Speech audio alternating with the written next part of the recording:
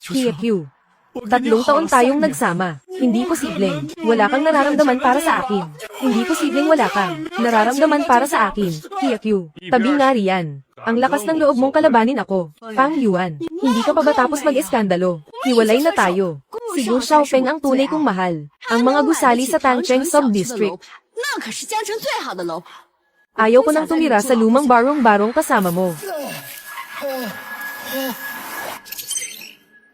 Ang system ng cashback kapag nagulat ang kabilang kasarian, ay matagumpay ng nabine. Kailangan lang gulatin ng host ang kabilang kasarian, para makakuha ng gantimpala. Habang mas maganda ang nagugulat na babae, ay mas malaki rin ang gantimpala. System.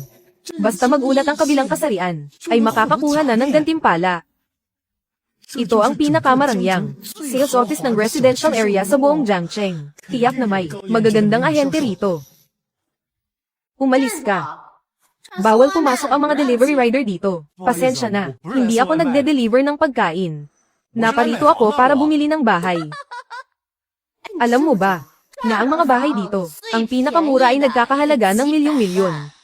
Iminumungkahi ko sa iyo, na maghanap na lang sa ibang lugar. Ako, anong nangyayari rito? Na-detect ang kabilang kasarian na may beauty score na 7. Jiang Xia, pakiusap, gulatin siya agad ng host. Sino ang mag-aakalang ma-rate ng system? Na may 7 puntos ang ganda niya. Sakto ang dating mo. Naparito ako para bumili ng bahay. Pero gusto niya akong palayasin. Gusto ko siyang ireklamo. Magandang araw, Ginoo. Ako si Jiang Xia, ang manager dito. Ayon sa patakaran ng grupo, lahat ng pumaparito para bumili ng bahay ay mga panauhin. Ang reklamo mo ay aasikasuhin ko. Pero kung titingin ka lang at hindi bibili, wala kaming magagawa kundi pakiusapan kang umalis. Sige ba? Pero ang bibilhin ko ay ang buong gusali. Nagulat ang host, 5 ordinaryong babae, nakatanggap ng 500 shock points. Nagulat ang isang mataas na kalidad na babaeng si Jiang Xia, nakatanggap ng 1,000 shock points. Gantimpalang 100 milyon. Pumasok na ang 100 milyon sa iyong account. Grabe! Napakaganda talaga nitong si Jiang Xia. Ang shock points mula sa isang tao ay mas marami pa kaysa sa pinagsama-samang iba. Mukhang ang mga babaeng wala pang 70 puntos. Sa tingin ng system, ay pare-pareho lang ang karaniwang ganda. Ginoo, hindi ito ang lugar para magbiro ka. Kung talagang mabibili mo ito, kahit ano pang ipagawa mo sa akin, ay gagawin ko. Sige. Walang bawi ang salita. Kwentahin mo kung magkano ang lahat para mabili ito. Kung hindi niya ito bibilhin, pakiusapan ng security na paalisin siya. 80 milyon lahat. Matagumpay ang pagbabayad ng 80 milyon. Binili niya talaga to. Buong 80 milyon talaga. Matagumpay na namang nagulat ang host. Ang reward ay nadagdagan ng 100 milyon. May pumasok na 100 milyon sa account nyo. Hihingi ako ng paumanhin para sa kawalan niya ng galang kanina. Humihingi po ako ng dispensa sa inyo. Bakit ka naging bastos sa ating panauhin? Ayon sa patakaran ng grupo, suspendido ka na sa trabaho. Pasensya na po, kanina ay naging hindi maganda ang aming serbisyo. Ito ang pinakamagandang real estate sa Jiangcheng. At siya ang manager dito. Pero ngayon ay ganito siya, kung gumalang sa akin. Sabi mo kanina, basta binili ko ang gusaling iyon, kahit anong gusto kong gawin, ay pwede, di ba? Opo. Ano po ba ang gusto ninyong ipagawa sa akin? Gusto kong samahan mo akong tingnan ang kusina, pati na ang banyo at iba pang parte. Baka kasi maliga ako.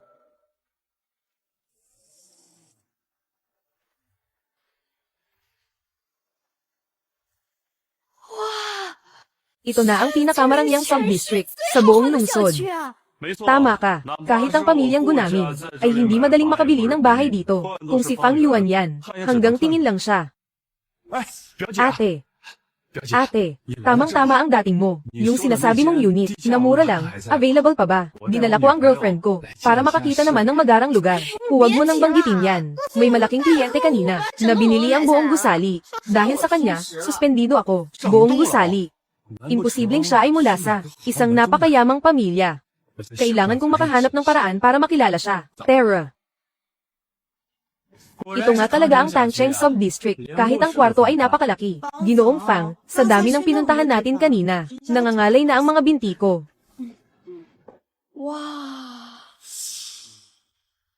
Hindi ba si Fang Yuan yun? Anong ginagawa niya rito? Si Fang Yuan ba to? Bakit ka nandito? Huwag mong sabihing pumunta ka rito para magnakaw ng merienda at inumin. Walang reaksyon ng system. Mukhang ang ganda ni Suki at Yu.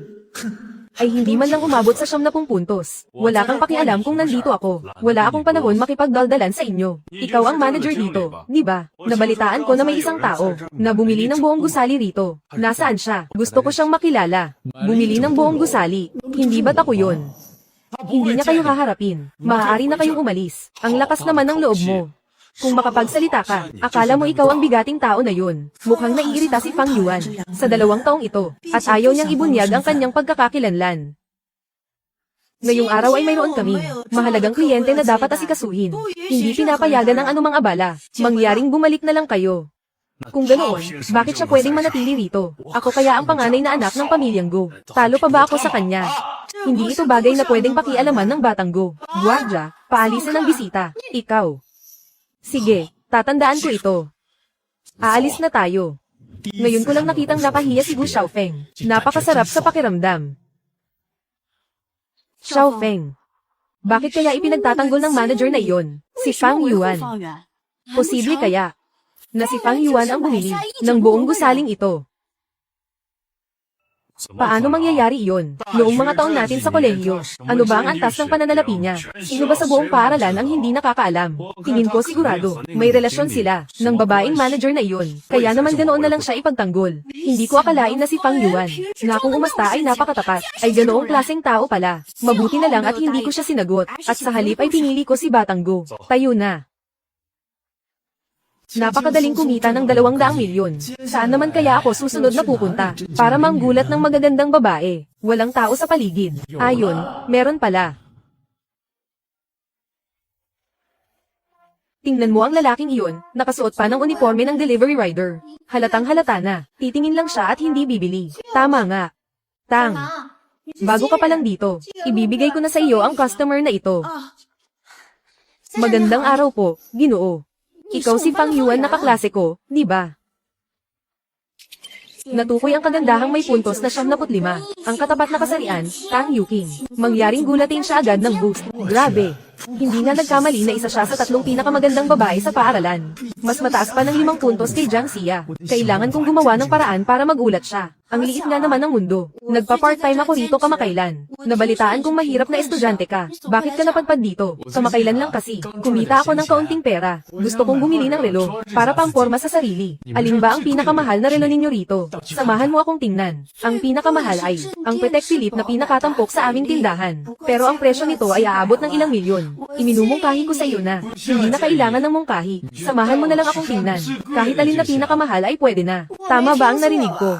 Gusto niyang bilhin ang pinakatampok sa tindahan. Tang, huwag ka nang mag-aksaya ng oras. Bilisan mo na lang magpunas ng espante. Hindi ka pwedeng umuwi kapag hindi mo natapos iyan. Kung kaya niyang bilhin ang Patek Philippe, kakainin naming dalawa ang espanteng ito. Sige ba?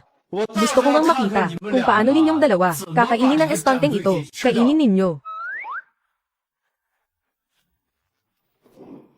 Tang Yuking. Ang 3 ito ay mga pinakabagong modelo para sa taong ito. Hindi na kailangang tingnan. Kukunin ko na ang lahat ng iyan. Ay swipe mo ang card. Ano? Tang Yuking. Ang 3 orasan na ito kapag pinagsama ay nagkakahalaga ng buong 2 milyon. Ikaw, huwag mong sabihin tatakbuhan mo ang bayarin. Sinasabi ko sa iyo, nasa tabi lang natin ang presinto ng pulisya. Bakit ang dami mong daldal? Ay swipe mo na ang card. Matagumpay ang pagbabayad, 2 milyon. Nagulat ang host, 2 babaeng may karaniwang ganda, at isang nagulat na, napakagandang si Tang Yuking. Nakuha ang 51% ng shares ng Chanpo Group. Mas mataas ng 5 puntos ang ganda kaysa kay Jiang Xia, kaya nadagdagan ng 500 puntos ng gulat, mukhang simula sa 70 puntos. Bawat karagdagang puntos, ay nagdaragdag ng 100 puntos ng gulat. Paano ito naging posible? Ang transaksyong nagkakahalaga ng 2 milyon. Ayon sa komisyon ay 60,000. Pinanood ko lang ang katumbas ng kalahating taong sahod ko, na lumipad palayo sa harap ng aking mga mata. Ano ang iniisip mo? Ibalot mo na ito. Sige. Sandali lang. Narinig ko lang na sinabi nilang 2. Kapag natapos mo ang transaksyong ito, mayroon kang 60,000 pisong bonus. Kung gayon, paano mo naman sa akin? Ipakikita ang iyong pasasalamat. Ano? Paano mo gustong ipakita ko ito? Ganito na lang. Tulungan mo akong hawakan ang mga orasan. Pagkatapos ay ihatid mo sa bahay ko. Hindi naman siguro ito labis, di ba? Pero kailangan ko pang maglinis dito sa tindahan. Paano ko nga ba narinig kanina na may 2 taong nagsabi, nakakainin nila ang counter na ito? Ngunit ang taong tulad ko ay napakabait ng puso. Kayong dalawa, linisin ninyo ng maayos ang lugar na ito. Isasama ko muna siyang umuwi pagkatapos ng trabaho. Halo. Magandang araw, kagalang-galang na Fang. Ako ang chairman ng Chanfu Group, si Wang Jianhua. Dahil binili ninyo ang 51% ng shares ng grupo, nais ko kayong makausap ng personal tungkol sa inyong mga mungkahi para sa direksyon ng pag-unlad ng grupo sa hinaharap. Maaari ko bang itanong, kailan kayo magkakaroon ng oras? Chanfu Group.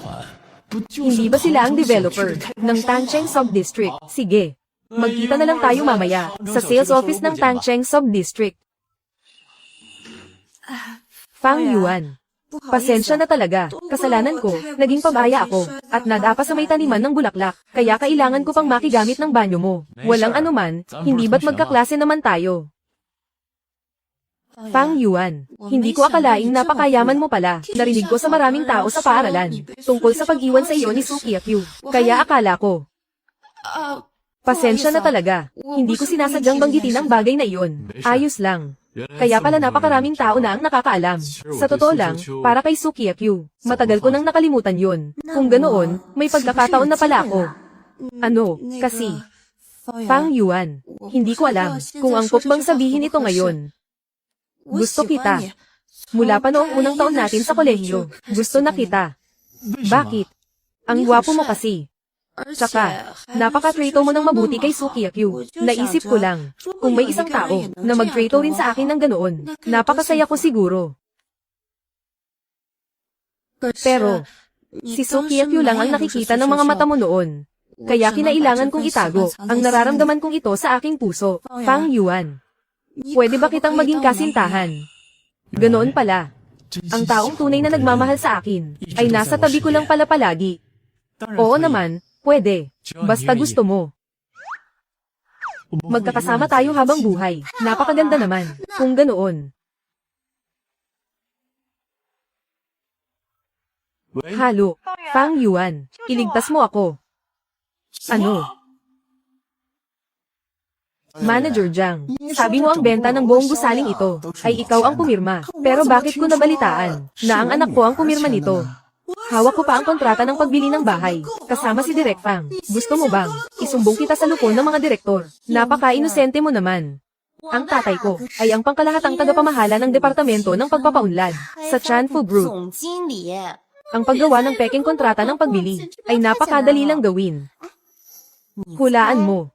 Sino ang paniniwalaan ng mga direktor? Darating na si Fang Yuan ngayon din. Pagsisisihan ninyo ito. Ano naman ang magagawa niya kung dumating siya? Isang malas na tao na biglang yumaman lang naman siya. Wala siyang binatbat.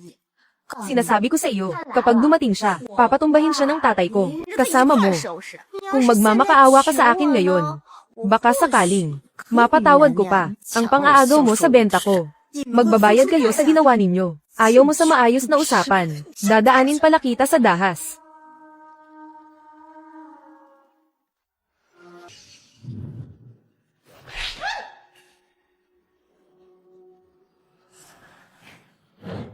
Ayos ka lang ba? Huwag kang mag-alala. Ayos lang ako. Ang lakas ng loob mong saktan ng anak ko. Narinig ko ang lahat ng sinabi ninyo kanina. Pekay ng mga dokumento. Hindi ba kayo natatakot na maparusahan ng batas?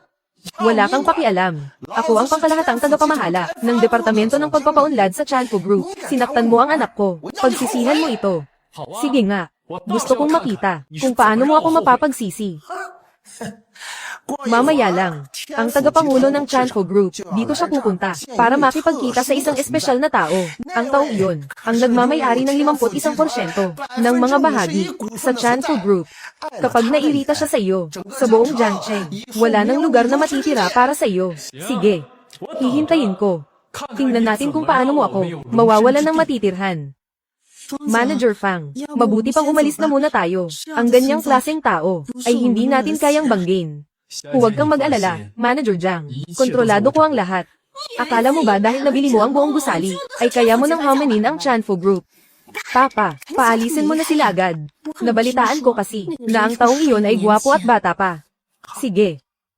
Guardia. Ang 2 taong ito, kaladkarin niyo palabas. Ang tagapangulo ng Chanfo Group. Dumating na si kagalang-galang na Wang Zhenhua.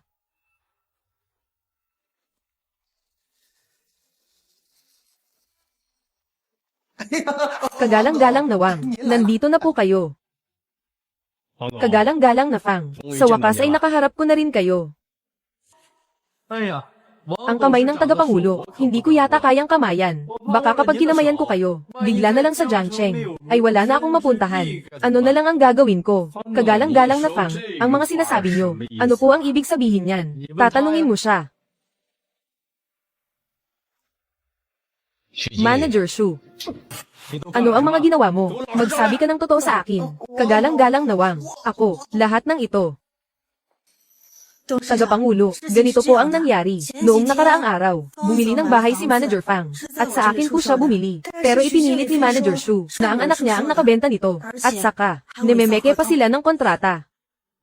Ang lakas ng loob mo, nang ahas ka pang mememeke ng kontrata sa pagbili ng bahay.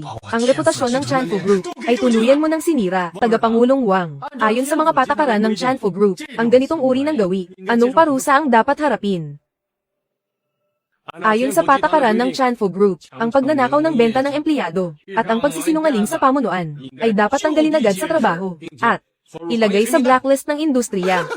Patawad po, kagalang-galang na Wang. Alam ko na pong nagkamali ako. Pakiusap, bigyan niyo pa ako ng isang pagkakataon. Hindi sa alam mong nagkamali ka, kundi alam mo lang, natapos na ang maliligayang araw mo. Guardia. Ang 2 taong ito, kaladkarin niyo palabas. Hindi sila tanggap dito. Kagalang-galang na Wang. Bigyan niyo pa po ako ng isang pagkakataon. Nagulat ang host. Nakatanggap ng 1,000 shock points. Nagulat ang isang tao. Magandang babae Jiang Xia. Nakatanggap ng 1,000 shock points. Nakatanggap ng gantimpalang God of War level fighting skills. God of War level fighting skills. Kung ganoon, hindi ba't wala na akong katapat? Director Fang. Lahat ng ito ay dahil sa aking kapabayaan sa trabaho. Pasensya na at nakita niyo pa ito. Ang lalaking iyon na si Fang Yuan, pati na rin ang mayabang na babaeng manager na iyon, dahil hindi nila binigyan ng mukha ang pamilya Go. Ngayong nandito ang tiyuhin ko, tingnan natin kung paano ko siya pagsisihan.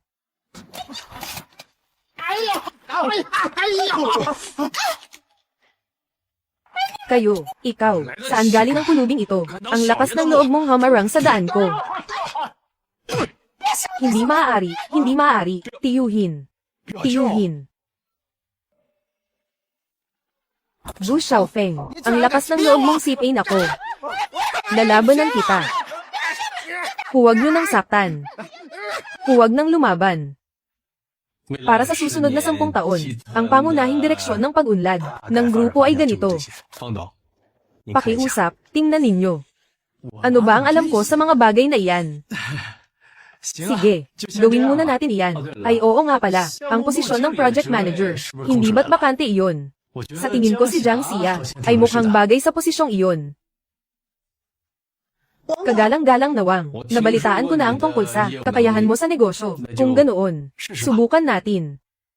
Salamat, Director Fang. Salamat, kagalang-galang na Wang, sa pagbibigay sa akin ng pagkakataong ito. Si Fang Yuan pala ang pinakamalaking shareholder ng Chanfo Group. Dapat ko itong sulitin ng mabuti. Director Fang, kung wala nang iba, may trabaho pa ako sa grupo. Mauuna na muna akong magpaalam. Kagalang-galang na Wang. Huwag kang magpapalinlang sa lalaking iyan na si Fang Yuan. Sino ka? Ako ang panganay na anak ng pamilya Gu, si Gu Xiaofeng. Si Gu Changshong ba ang ama mo? Tama, siya nga ang aking ama. Kagalang-galang na Wang, naparito ako para paalalahanan ka. Si Fang Yuan ay isang tagahatid lang ng pagkain. Hindi siya isang importanteng tao. Ang mga usapin sa Chanfo Group, kailan pa naging karapat-dapat na? Pakialaman mo. Ikaw. Fang Yuan, alam kong nasaktan kita. Nang piliin ko si Xiaofeng, pero hindi ko akalain na, para lang makuha ang atensyon ko, ay magpapatulong ka pa sa isang babaeng manager, para magdrama ng ganito. Ano ang sinasabi mo? Kagalang-galang na Wang. Ganito kasi ang nangyari. Pinagawa ni Fang Yuan ang manager na ito ng peking malaking benta. Ang layunin ay para lang linlangin at palabasin ka para magpasikat sa harap ni TFU at bawiin siya. Kaso, ang laki ng pagkakamali niya na magmayabang ng ganoon kalaki at tinanggal pa ang tiyuhin ko sa trabaho. Ganoon pala ang nangyari. Manager Wang, sinasabi niyang niloloko kita. Naniniwala ka ba? Ang pagbili sa 51% ng shares ng Chanfu Group, ang bagay na ito, maaari bang pansipikahin? Pero mukhang may alitan si Fang Yuan at ang pamilya Gu. At mukhang ayaw niyang ibunyag ang tunay niyang pagkakakilanlan. Kagalang-galang na Fang, nagbibiro ka ata. Paano naman ako maniniwala sa pinagsasabi ng isang bata ba't ang tulad niya? Simula ngayon, ang Chanfu Group ay tuluyan ng iba-blacklist ng pamilya Gu. Puputulan ng lahat ng ugnayan at mga transaksyong pang negosyo. Manager Wang, dahil lang sa kanya ay blacklist mo ang pamilya Gu namin. Ikaw, maging magalang ka sa mahalagang kliyente ng Chanfu Group. Kung hindi, ang Chanfu Group ay walang pakialam kung madagdagan pa ng isa. Ang pababagsakin namin, ihatid ang bisita sa labas. Young Master Gu, narinig mo ba? Hindi ka tanggap dito. Fang Yuan, kumanda ka sa akin.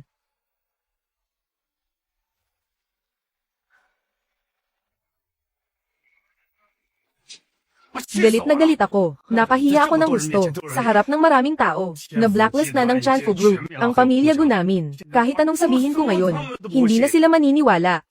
Ano bang gayuma ang ginamit ni Fang Yuan sa kanila?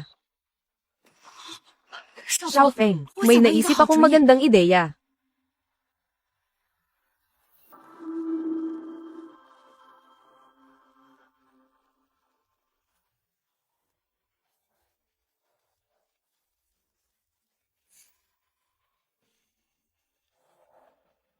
Wow! Ang ganda ng katawan niya. Parang isang diwata. Sayang at may tangyuking na ako.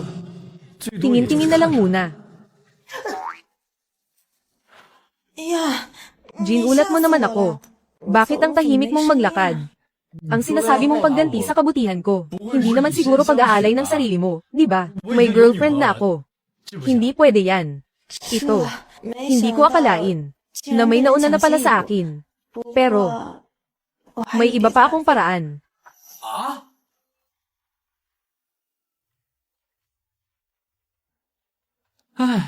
Hindi ko akalaing marunong din pala mag-massage si Jiang Xia. Pagkatapos ng massage, gaman talaga ang buong katawan ko.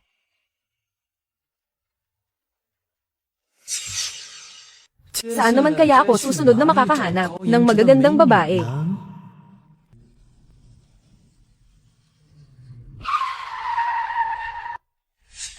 Kuya Fang Yuan, ikaw nga talaga yan.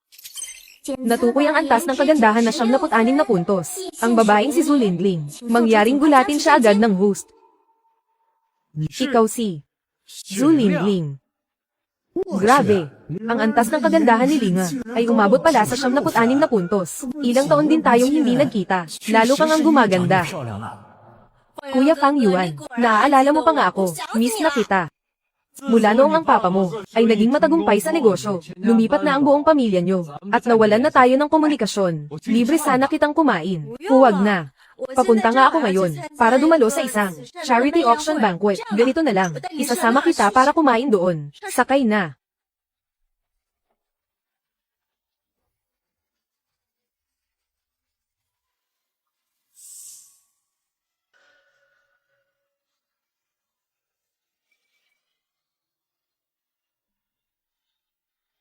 Kuya Fang Yuan, tikman mo ito. Masarap ba? Alamin mo kung sino siya. Opo.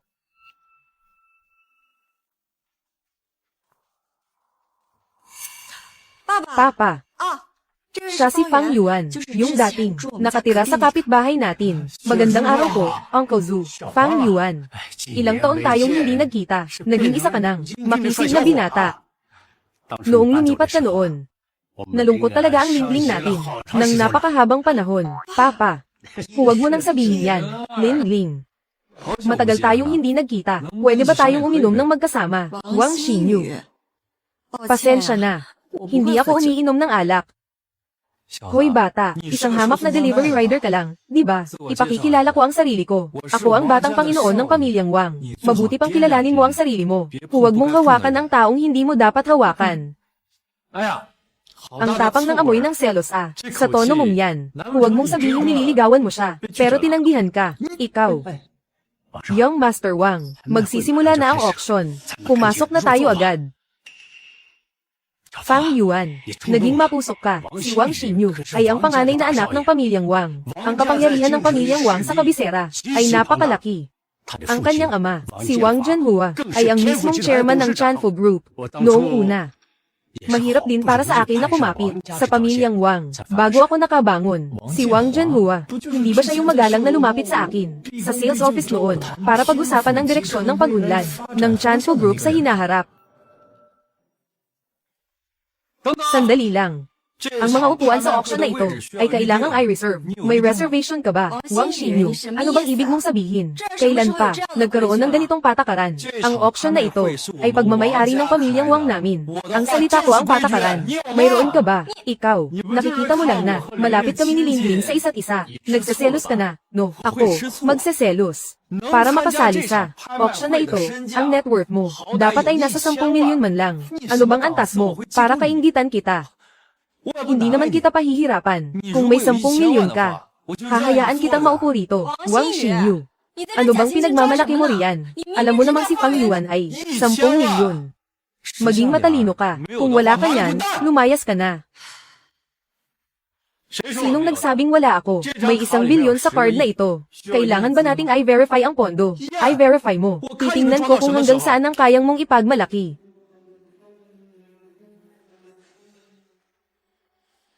So, Supreme Black Card. Encrypted ang impormasyon. Black Card. Supreme Black Card.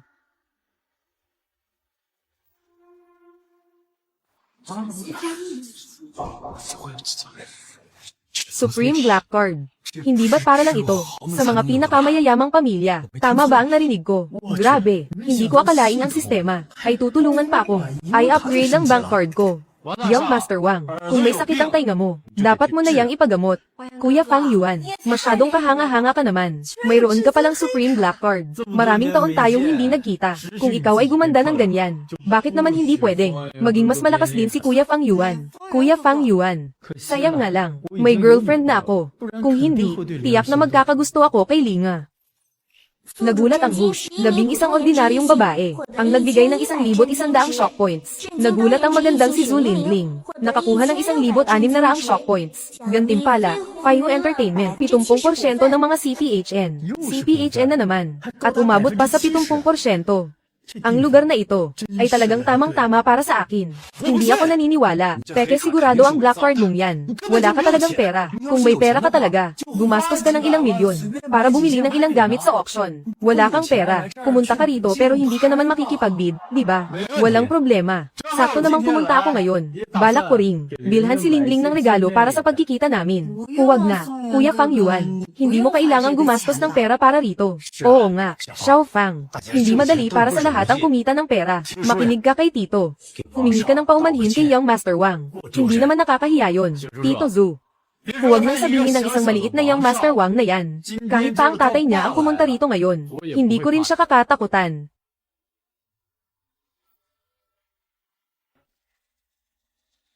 Ano pang tinatanga-tanga mo riyan? Magsimula na ang bidding.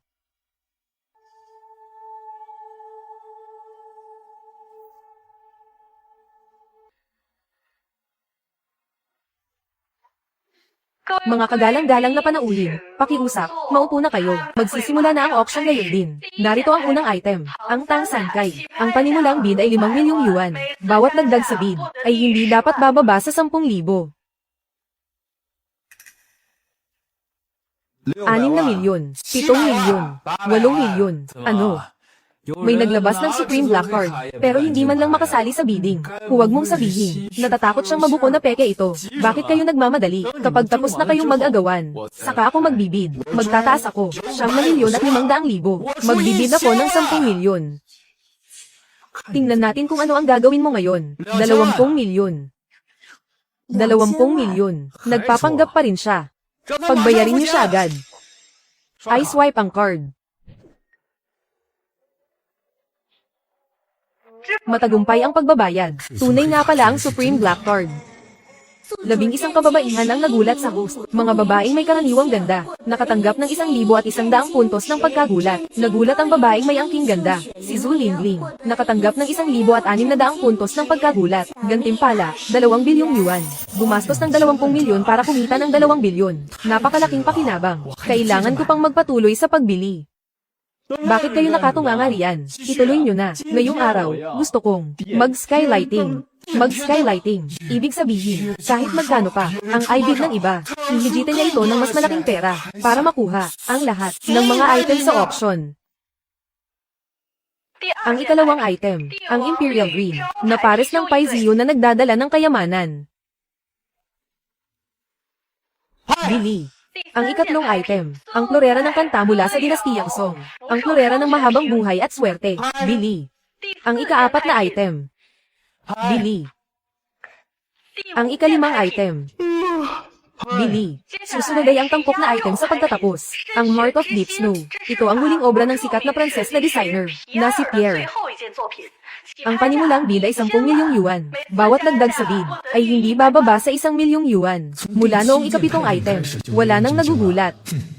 Mukhang kailangan ko pang magpasiklab ng mas matindi. Magbibid ako ng 10 milyon.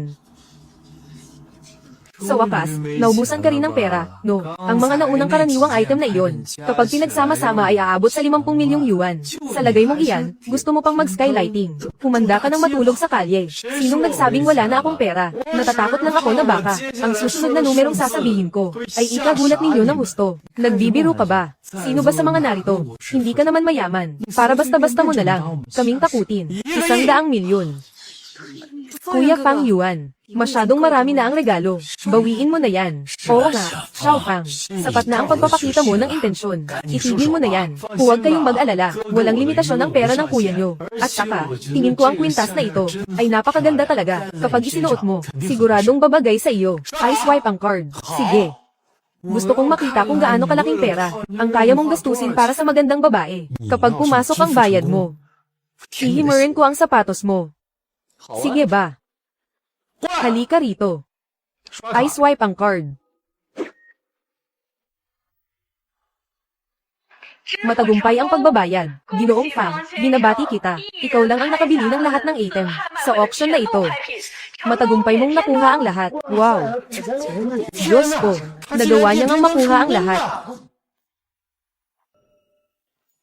Nagulat ang 11 tao, mula sa mga karaniwang babae, nakakuha ka ng 1,000 shock points. Mula sa magandang babae, si Zhu Lingling, nakakuha ka ng 1,600 shock points. Gantimpala, 200 milyon. Xiao Fang, ikaw, gaano ba talaga? Karami, ang pera mo. Oo nga, Kuya Fang Yuan, masyadong matindi ka naman. Pakiramdam ko, hindi na kita maabutin. Imposible. Paano ka nagkaroon ng ganyang kalaking pera? 150 milyong cash flow. Kahit ang tatay ko, hindi agad makakapaglabas ng ganyang kalaking halaga. Hindi mo na kailangang problemahin yan. Pero ang sabi mo, kapag pumasok ang bayad ko, hihimurin mo ang sapatos ko. Sige na, simulan mo na. Ako.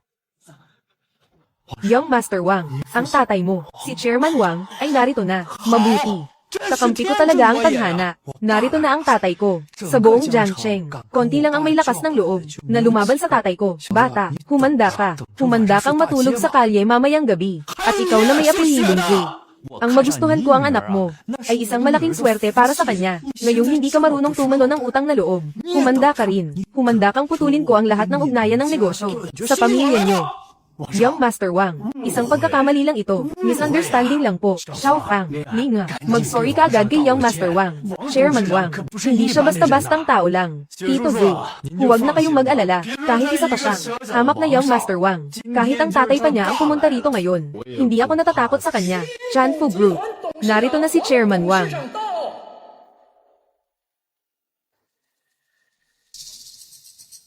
Tai.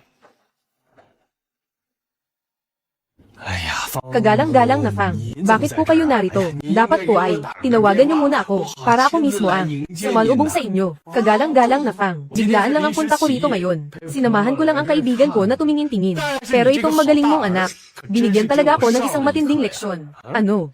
Anong nangyari? Ganito po iyon, Chairman Wang. Kanina lang, habang kumakain kami ng kuya ko, dito sa lugar na ito, pinipilit niya akong makipag-inuman sa kanya. Sabi ko ayaw ko, at nang ipagtanggol ako ng kuya ko, minura niya siya. Ikaw. Suwain na anak, paano ba kita tinuruan? Ang mga kagandahang asal mo, nakalimutan mo na bang lahat, at nakuha mo pang gumamit ng dahas para makakuha ng babae. Alam mo ba, nasa ilalim ng batas, maaari kang makasuhan ng acts of lasciviousness. Si Chairman Wang ay talagang napakagalang kay Kuya Fang Yuan. Nagtagumpay na talaga si Fang Yuan. Nagulat ang 11 tao sa paligid. Mga babaeng may karaniwang ganda, nakakuha ng 1,100 shock points. Nagulat ang napakagandang si Zhu Lingling, nakakuha ng 1,600 shock points. Gantimpala, 200 milyong yuan. Suwail na bata, humingi ka ng tawad. Kagalang-galang na Fang, alam ko na pong mali ako. Hindi ko na po uulitin ito kailanman. Patawarin niyo na po ako. Di ba sinabi mo kanina, na kapag nagtagumpay ako sa bidding, panidilaan mo sa akin ang sapatos mo, Young Master Wang. Kagalang-galang na Fang, tingnan niyo po, pagkukulang ko ito sa pagpapalaki sa kanya. Kaya naman, kung anong gusto niyong gawin sa asong ito, bahala na po kayo, wala akong itututol. Sige, alang-alang sa mukha ni Chairman Wang, hindi mo na kailangang dilaan ang sapatos ko, dahil wala naman talagang malalang pinsalang nangyari. Pero, kailangan mong humingi ng tawad sa kapatid ko, at mangako, na hindi mo na siya kailanman guguluhin. Siyempre po, gagawin ko po. Sige, bilis, pasensya na, Linga. Ay hindi, binibining Zhu, sinisiguro ko na hindi na. Kita guguluhin pa, patawarin mo na ako. Sige na, umalis ka na agad, nakakairita kang makita. Opo. Reyes na, opo. Direktor Fang, tingnan ninyo, kasalanan ko po ito, kaya ako na ang magpapasya. Lahat ng mga gamit, sa auction na ito, bilang paghingi ng tawad, ay ibibigay ko na sa inyo. Ayos lang po ba sa inyo? Talaga, gumastos pa naman ako ngayon ng 150 milyong yuan.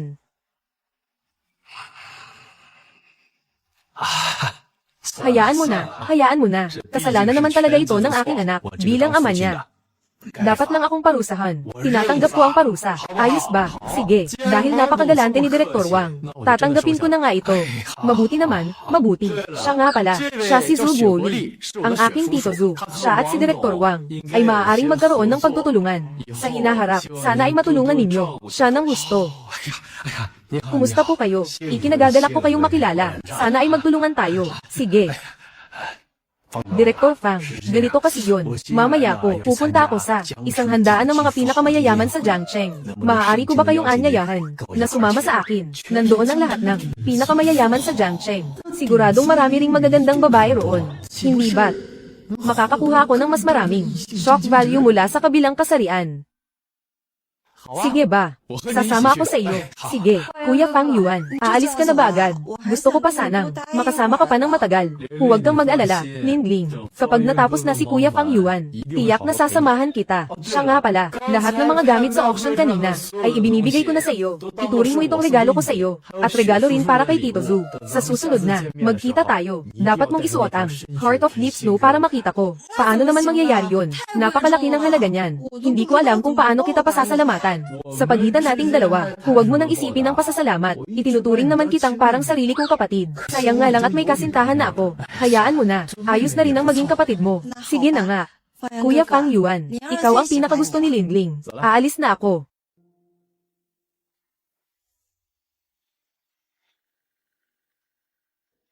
Magandang araw po, Ginoong Fang. Ako ang chairman ng Faihu Entertainment Group, si Dai Chanlin. Dahil binili ninyo ang 70% ng shares ng grupo, nais ko sanang makipag-usap sa inyo, tungkol sa inyong mga mungkahi, para sa direksyon ng pag-unlad ng grupo. May tanong ko lang, kailan kayo magiging bakante? Ang chairman ng Faihu Entertainment Group, ay tiyak na isa rin sa mga pinakamayayamang tao sa Jiangcheng, hindi ba? Papunta na ako ngayon, sa piging sa Fendling Yuju. Doon na lang tayo mag-usap mamaya. Sige po. Magkita na lang po tayo roon, Fang Dong.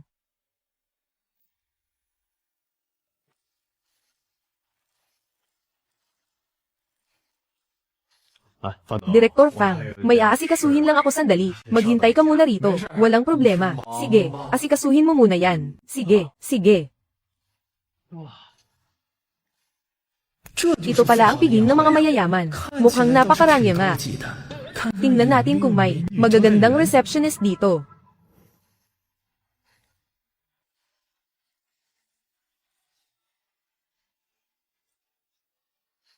Natukoy ang isang babaeng may score na 78 sa kagandahan. Si Ye Qingyu. Pakiusap, gulatin siya agad ng host. Meron nga talaga. Ang pangalang ito. Hindi ba't isa siya sa tatlong pinakamagagandang babae sa paaralan? Si Ye Qingyu.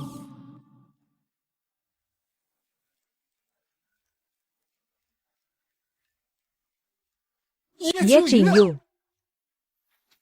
Ikaw si Fang Yuan mula sa kabilang klase. Kilala mo pala ako. Ang nangyari sa inyo ni Su Qiaqu ay kumalat na sa buong paaralan. Sino ba ang hindi makakakilala sa iyo? Pero, hindi ba't mga mayayaman lang ang pinapayagang pumasok dito? Bakit ka nandito?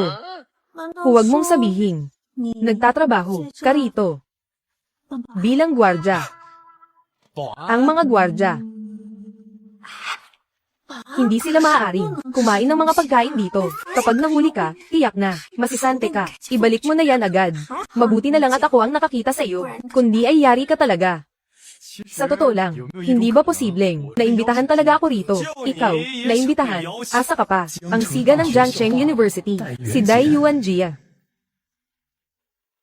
Dai Yuanjia, bakit ka nandito? Nagulat ka bang makita ako? Hindi mo ba alam? Ang piging na ito ay inorganisa ng pamilya Dai ko. Pinagplanuhan mo ako. Itinago ang katotohanan. Para lang linlangin akong pumunta rito. Huwag mong isiping hindi ko alam. Ang mga kalokohang ginagawa mo sa paaralan. Hindi kailanman magugustuhan ng tulad ko. Ang isang taong katulad mo, Dai Yuanjia. Hindi kaya ang lalaking ito ay anak ni Dai Changlin. Ano mo si Dai Yuanjia? Siya po ang aking anak. Nakasalubong ninyo ba siya? Pagkatapos kong asikasuhin ang mga bagay na hawak ko ngayon, pupuntahan kita agad. Talaga naman. Ano naman kung niloko kita? Pumunta na ang tatay ko para formal na hingin ang kamay mo sa pamilya Ye. Sa madaling panahon, magiging babae rin kita. Hindi maaari. Ang tatay ko. Paano niya ako maibibenta ng ganoon lang? Ye Qingyu. Gumising ka nga sa katotohanan. Para sa mga makapangyarihang pamilyang tulad natin. Ang lahat ay negosyo lang. Kasangkapan ka lang para sa interes ng pamilya. Sa tingin mo ba may pagpipilian ka? Sumama ka sa akin. Huwag mong isipin na ang pasensya ko ay walang hanggan. Bitawan mo ako. Tulong. Saklolo. Magpakatotoo ka nga, Ye Qingyu. Tingnan mo ang mga tao rito. Sino sa kanila ang may lakas ng loob? Nakalabanin ng pamilya Dai namin. Tigil. Bitawan mo siya. Ikaw pala si Fang Yuan, ang lalaking inagawan ng girlfriend, at sumama sa iba. Pumasok ka rito para magnakaw ng pagkain. Hindi na nga kita pinag-initan. Dapat magpasalamat ka pa nga, at ngayon, may lakas loob ka pang manggulo sa akin. Fang Yuan, huwag kang padalos-dalos. Dito, teritoryo ito ng pamilya Dai. Mabubugbog ka lang ng malubha rito. Huwag kang mag-alala, ako kaya ay, inimbita mismo ni Wang Zhenhua. Hindi niya ako magagalaw. Ikaw, inimbita ni Wang Zhenhua. Sa tingin ko, nabaliw ka na. Matapos kang CPA ni Gu Xiaofeng. Kung magsisinungaling ka, ayusin mo naman ang dahilan mo. Mga tauhan, ang magnanakaw na ito. Hulihin ninyo.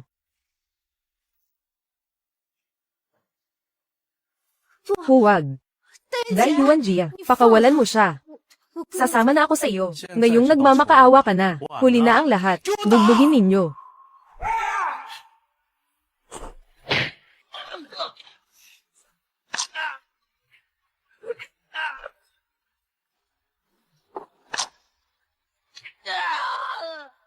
Nagulat ang siyam na ordinaryo. Magagandang babae sa host. Nakatanggap ng 900 shock points. Nagulat ang napakagandang si Ye Qingyu. Nakatanggap ng 1,800 shock points. Gantimpala sa host, ang pisikal na lakas ay itinaas sa pinakamataas na antas ng tao. Konti lang pala sila. Hindi man lang ako pinagpawisan. Ikaw.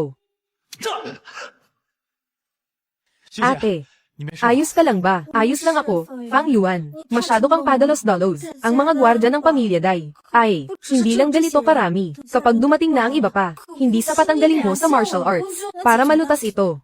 Huwag kang mag-alala, ate. Ako mismo, ang pinakamalakas kong sandigan. Huwag mong sabihin mula lang siya sa pamilya Dai. Isang hamak na batang Panginoon.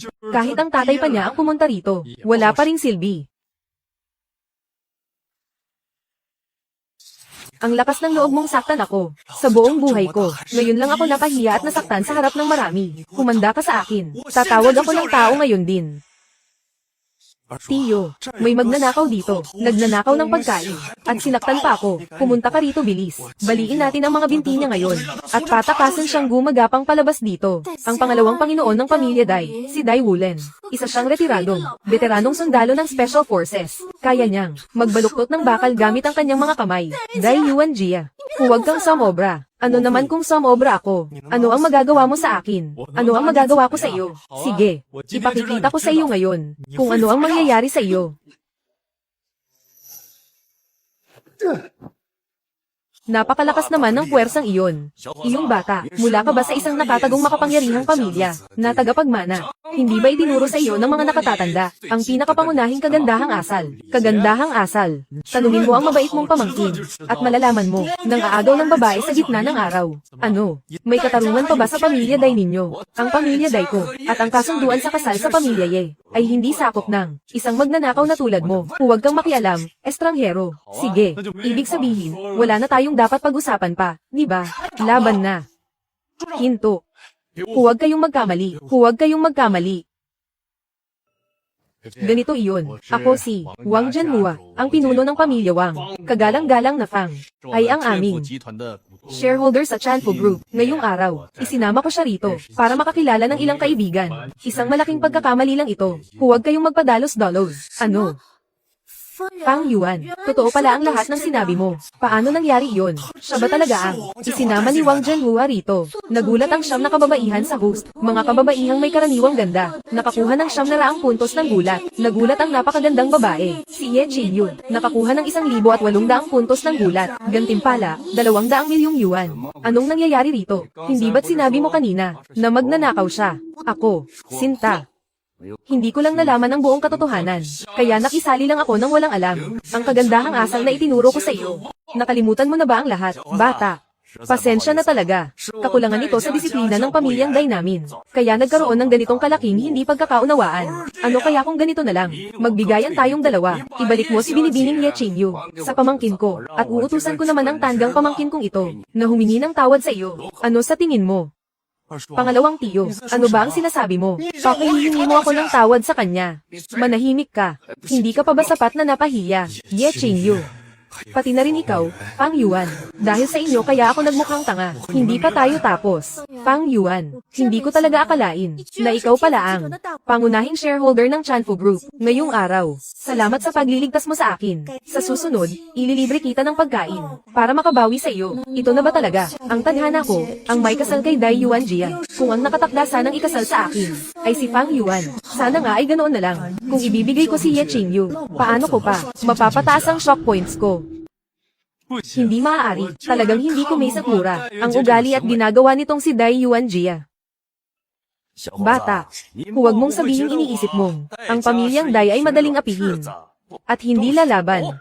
Direktor Fang, ang pinuno ng pamilyang Dai na si Dai Chanlin, ay ang chairman ng Faihu Entertainment, at ang grupo natin naman, may mga kasalukuyang proyekto kasama sila. Kung mag-aaway ang dalawang panig, hindi ito makakabuti. Tama siya, Fang Yuan, sa lahat ng ginawa mo para sa akin. Sobra-sobra na ang pasasalamat ko. Pero si pangalawang tiyo Dai, kapag nagsimula na siyang lumaban, kaya niya talaga, nabaliin ang bakal gamit ang kanyang mga kamay. Huwag kang mag-alala.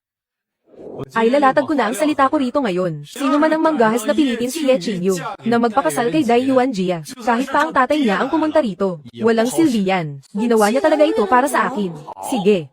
Mukhang matagal-tagal na rin. Mula noong huli kong naigalaw ang mga buto ko. Kaya pala iniisip ng mga tao na ang pamilyang Dai ay madaling marurukan.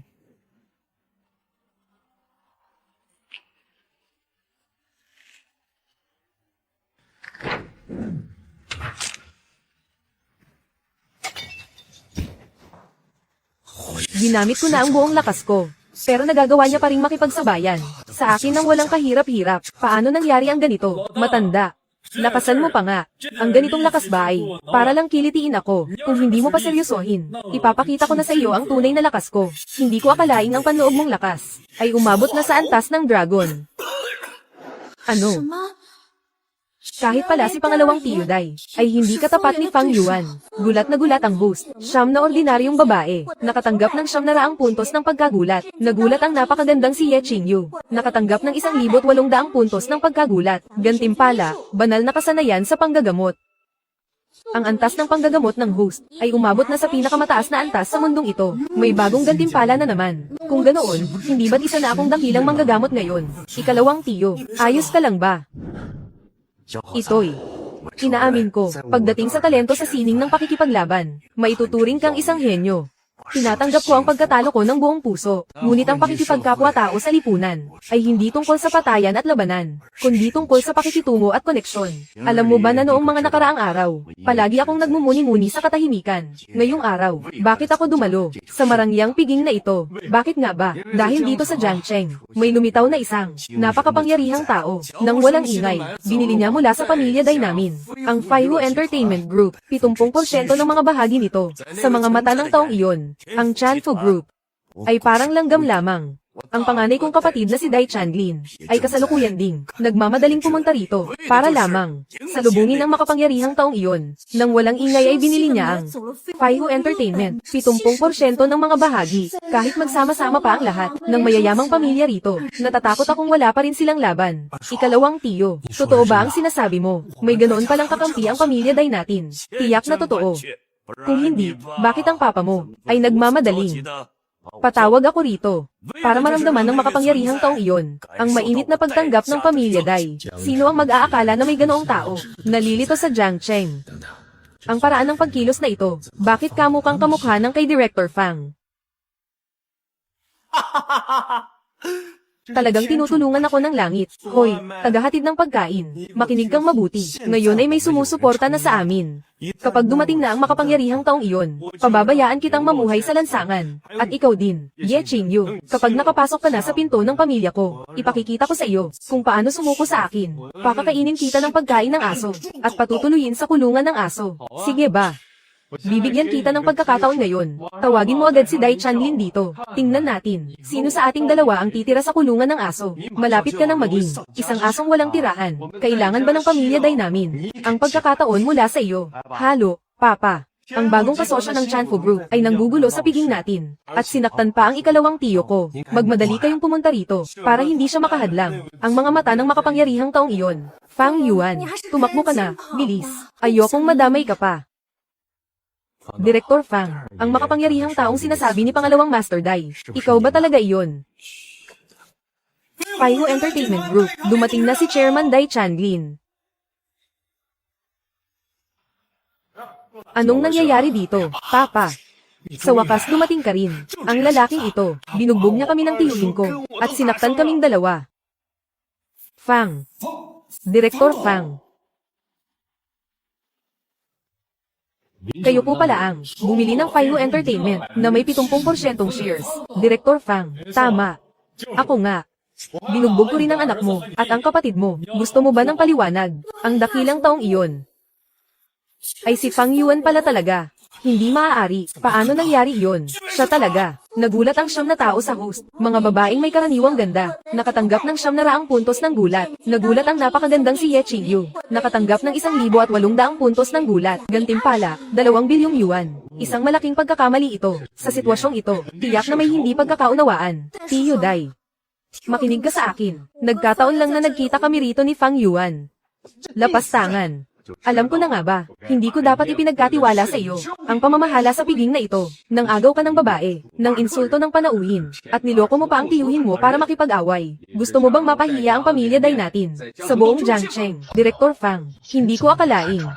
Marunong pala makiramdam sa sitwasyon si Dai Changlin. Napakagaling niyo talaga. Patawad po, Director Fang. Kasalanan ko po ang nangyaring ito. Nagkamali ako. Alam ko na kung nagkamali ako. Patawarin niyo po ako. Maaari kitang bigyan ng pagkakataon. Basta't kanselahin mo ang kasunduan sa kasal niyo ni Ye Qingyu. At mangako ka na hindi mo na siya guguluhin kailanman. Mapapatawad kita. Sige, nangangako ako. Binibining Ye. Alam ko na kung nagkamali ako. Kanselahin na natin ang kasunduan sa kasal ngayon din. At mula ngayon, hindi ko na gugustuhin mapalapit pa sa iyo. Sige na, umalis ka na. Napakalakas pala talaga ni Fang Yuan. Nabalitaan ko na naghiwalay na sila ni Suki Akyu. Ibig sabihin, may pagkakataon na ako. Lapastangan, ialis mo na rito ang tiyuhin mo. Bilis. Opo, tiyuhin. Director Fang, kasalanan ko po na hindi ko napalaki ng maayos ang anak ko. Tingnan niyo po. Mag-aayos ako agad ng pinakamagaling na medical team. Huwag na. Sa ganitong hamak na kakayahan lang, paano nila ako masasaktan? Bugbugin ba naman ang pangalawa kong kapatid ng ganoon? Pero wala man lang siyang gasgas. Sino ba talaga ang taong ito? Kasalanan ko dahil naging bulag ako. Hindi ko akalain na si Director Fang ay isang napakalupit na eksperto. Sakto, mayroon ako rito. Isang proyektong nagkakahalaga ng 1 bilyon mula sa isang kumpanya ng media. Bilang tagapagrekomenda, gusto kong imbitahan si Director Fang na sumali. Sana ay huwag. Tanggihan ni Director Fang. Kumpanya ng media. Sa pangalan pa lang, alam ko nang maraming sikat na babae roon. Kung magiging pinuno ako ng kumpanya, pagdating ng oras, hindi na ako ang lalapit sa mga magagandang babae, kundi ang mga magagandang babae ang pipila para lumapit sa akin. Dahil napakadesidido ni Manager Dai. Sige. Tatanggapin ko na. Napakalupit mo talaga, Director Fang. Sakto naman, si Manager Wang ay kasosyo rin sa proyektong ito. Sabay-sabay na tayong pumunta.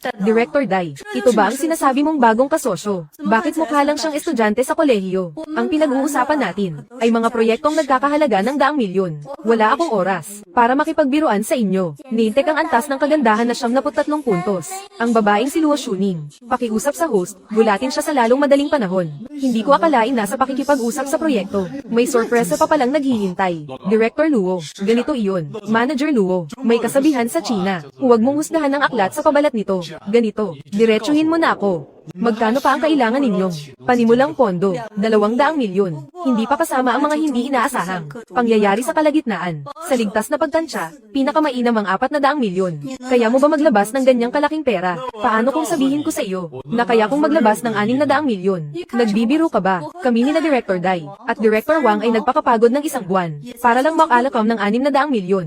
Kung makakapaglabas ka ng 600 milyon, hindi ba't ikaw na agad ang magiging pinuno ng kumpanya? Sige. Mag-i-invest ako ng 600 milyon. Manager Dai, pakiusap, ihanda mo na ang kontrata. Kapag napirmahan ko na ang kontrata, ililipat ko agad ang pera. Napakaganda. Hinihintay ko talaga ang mga salitang iyan mula sa inyo. Teka, mayroon ka talagang 600 milyon.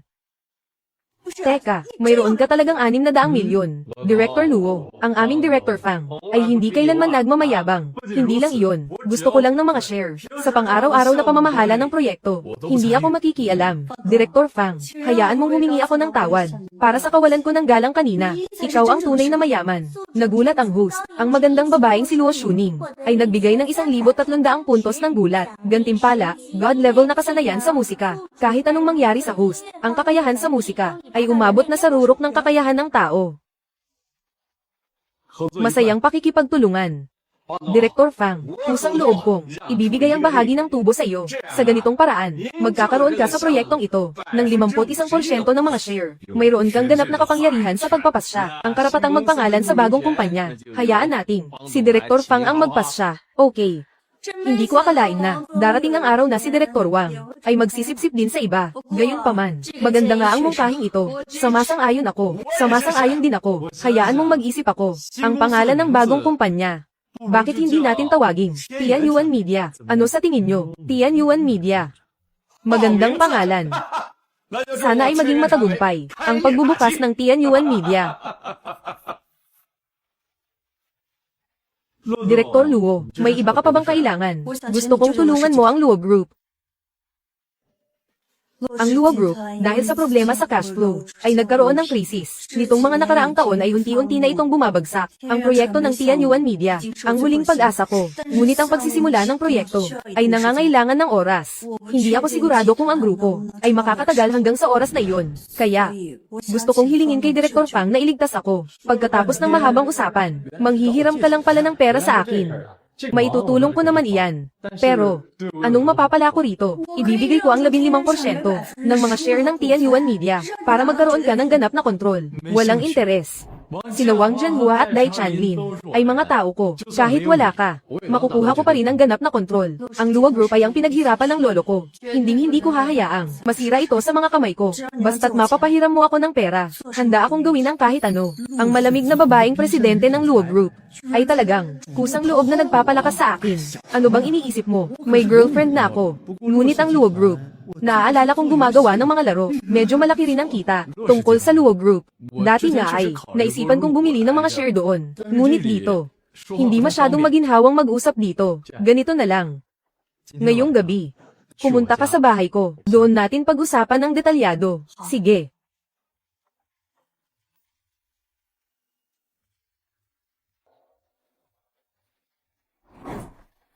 Luo Shuning. Ito na po ang dalawang damit na gusto ninyo. Ang karaniwang malamig at mapagmataas na si Luo Shuning. Bakit bigla niyang naisip ang bumili ng ganitong uri ng damit? Ibibigay kaya niya ito sa isang kaibigan? Xiao Li, tingnan mo ang dalawang damit na ito. Alin ang mas bagay sa akin?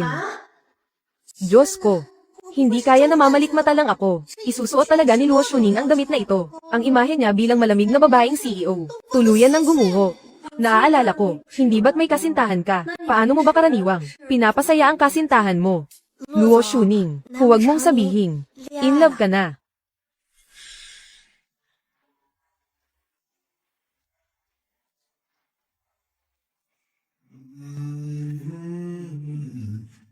Hindi pa ba siya bumabalik? I'ma be your love, I'ma be your love.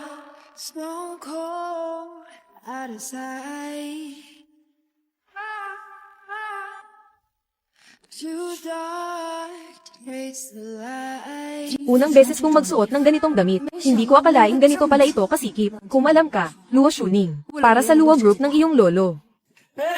Luo Shuning, sakto ang dating mo. Halika rito.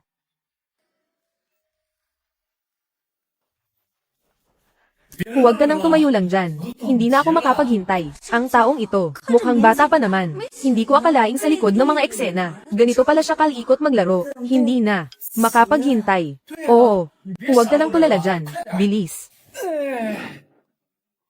Kung hindi mo alam kung paano, may gabay naman sa tabi mo.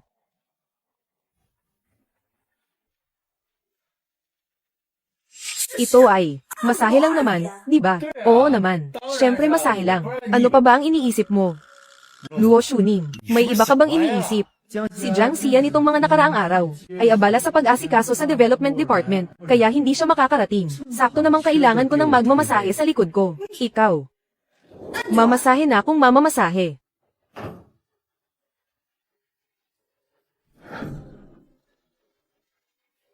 Fang Yuan. Tingnan mo kung paano kita mamasahe. Ang sarap, Luo Shuning. Hindi ka ba kumain? Bakit parang walang puwersa? May mga shares na ako, tapos minamasahe pa ako ng isang babaeng CEO. Ang sarap talaga. Luo Shuning, napagod ka ba kagabi? Uminom ka muna ng tubig, matapos umabot ang pisikal na lakas ko. Sa sukdulan ng kakayahan ng tao, kahit magpuyat ako buong gabi ay hindi ako napapagod. Napakasaya nito, ang cash flow ng Luo Group. Magkano pa ba ang kulang? Magdamag akong nagmasahe ng walang tulog. Namula na ang mga kamay ko. Tao pa ba siya?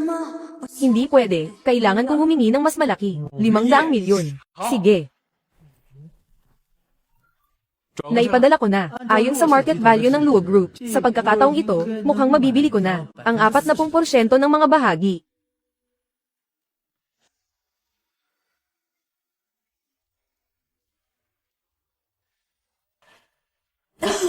Ate Luo, dahan-dahan ka lang, huwag kang magmadali.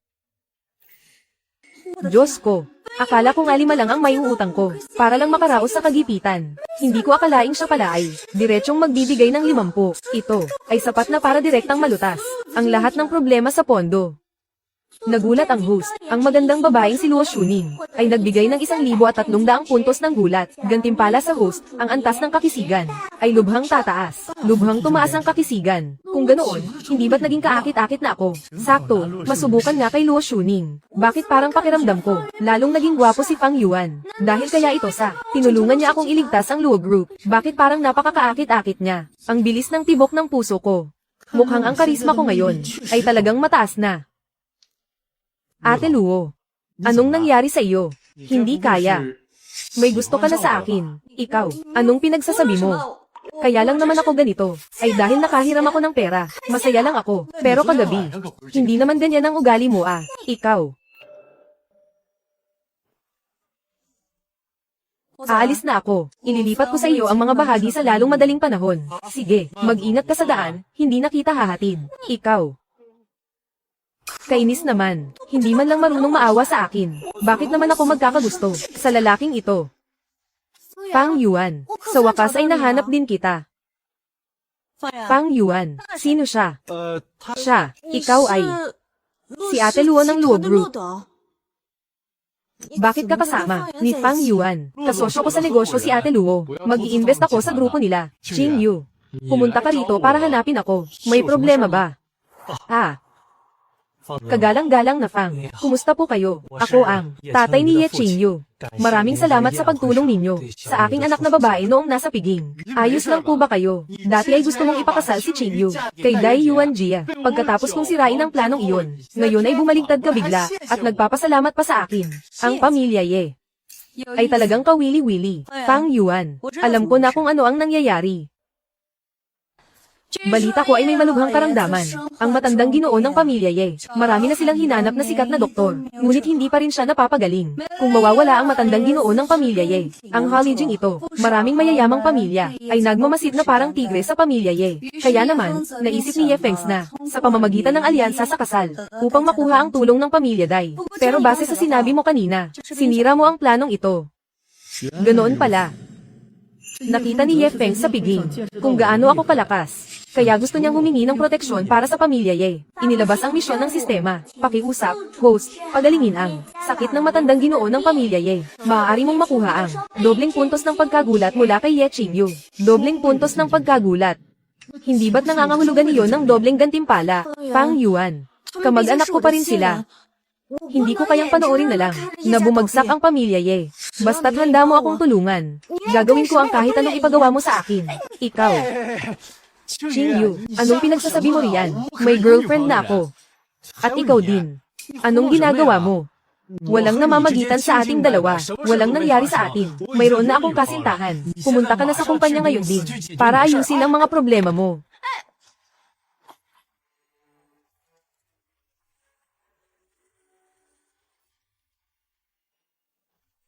Colin, Pangulong Luo, mag-iingat ka sa biyahe. Lalaking mahilig mambabae kung saan-saan. Ang taong nagpatibok ng puso ko. Bakit ikaw pa? Ganoon pala.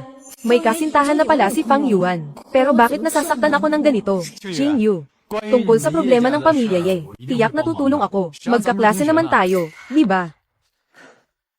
Talaga. Fang Yuan, salamat sa iyo. Direktor Fang. Humihingi ako ng paumanhin dahil hinayaan ko ang aking anak na makipagkasundo kay Dai Yuan Jia para sa kasal. Humihingi po ako ng tawad sa inyo. Ang inyong napakalaking kabutihan. Ituturing kayo ng pamilya Ye bilang pinakakagalang-galang na panauhin. Padali lang pag-usapan ang mga iyan. Pero mayroon akong isang kahilingan. Gusto kong makita ang matandang ginoo ng pamilya Ye. Baka sakali, mapagaling ko ang kanyang sakit. Direktor Fang, ibig ninyong sabihin, marunong din kayo sa medisina.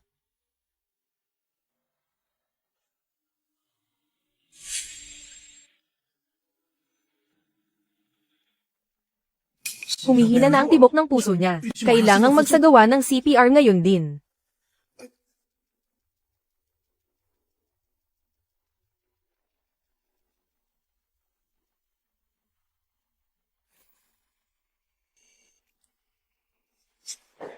Lolo.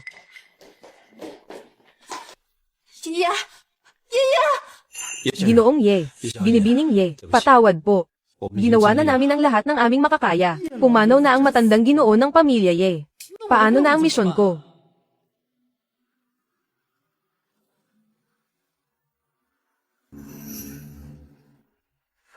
Gusto ba talaga ng langit na wasakin ang pamilya Ye? Direktor Fang. Salamat sa inyong pagmamagandang loob. Nagamutin ng aking ama. Ang mga ipinangako ng pamilya Ye sa inyo ay tiyak naming tutuparin. Ginoong Ye. Ibig mong sabihin, na noong una ay, gusto nyo ba talagang pakiusapan ng batang paslit na ito? Nagamutin si matandang Ye. Pasensya na sa sasabihin ko. Pero mukha siyang isang manloloko na nagpapanggap lang. Ginoong Ye, hindi pa patay si Fang Yuan. Ibig mong sabihin, hindi pa patay ang lolo ko. Kahit na huminto na, ang tibok ng puso ni matandang Ye. Pero base sa kanyang pulso, may pag-asa pa siyang mabuhay. Direktor Fang, nagmamakaawa ako sa iyo. Iligtas mo ang aking ama. Basta't mapagaling mo siya. Kahit anong kondisyon, tatanggapin ng pamilyang Ye. Ginoong Ye, nasisiraan na ba kayo ng bait? Ang batang ito ay mukhang hindi man lang nakapagtapos ng kolehiyo. Sa ospital namin, wala man lang siyang karapatang pumasok sa operating room. Tapos naniniwala kayo na kaya niyang buhayin ng isang tao na huminto na ang tibok ng puso. Matanda. Sino ka ba? Ako ang dating pinuno ng internal medicine sa unang ospital ng bayan, sa kabisera. Sa buong medikal na industriya ng bansa, kilalang kilala ang pangalan ko. Bata, hindi ko alam kung anong gayuma ang ipinakain mo sa kanila, pero sinasabi ko sa iyo, si matandang Ye ay namatay dahil sa heart failure. Huminto na ang puso niya. Sabihin mo sa akin kung paano mo siya gagamutin. Sa totoo lang, wala akong pakialam sa kayamanan ng pamilyang Ye. Naparito ako para iligtas si matandang Ye, dahil lamang sa pagkakaibigan namin ng kaklase ko, Direktor Fang. Kaya mo ba talagang iligtas ang aking ama? Hindi ako kailanman nagmamayabang. Sige. Kung gayon ay pakiusap, kumilos na kayo agad, Direktor Fang. Mabuhay man o hindi, ang aking ama. Tiyak na magpapasalamat ng malaki ang pamilyang Ye. Ginoong Ye, bakit nyo ginagawa ito? Dalhin dito ang mga karayom na pilak. Dalhin dito ang mga karayom na pilak.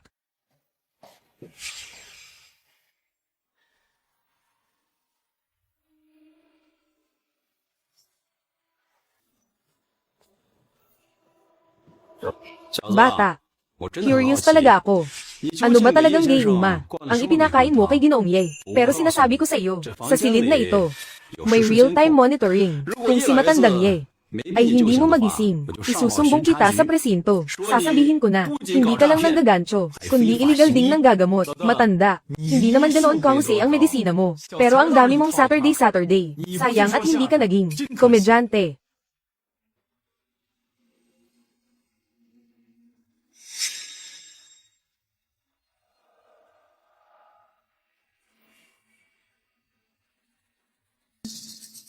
Napakagandang teknik. Ito.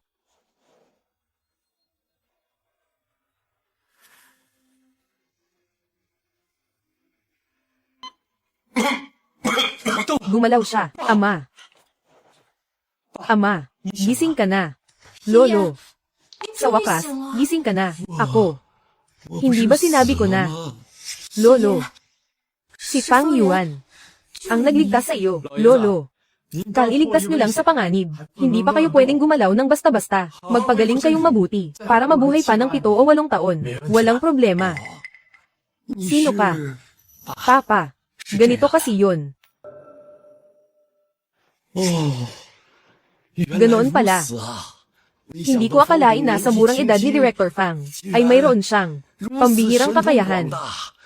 Ang aming Ye Qingyu, na magkaroon ng kaklaseng tulad mo, ay talagang napakalaking swerte ng pamilya niya namin. Isang malaking karangalan.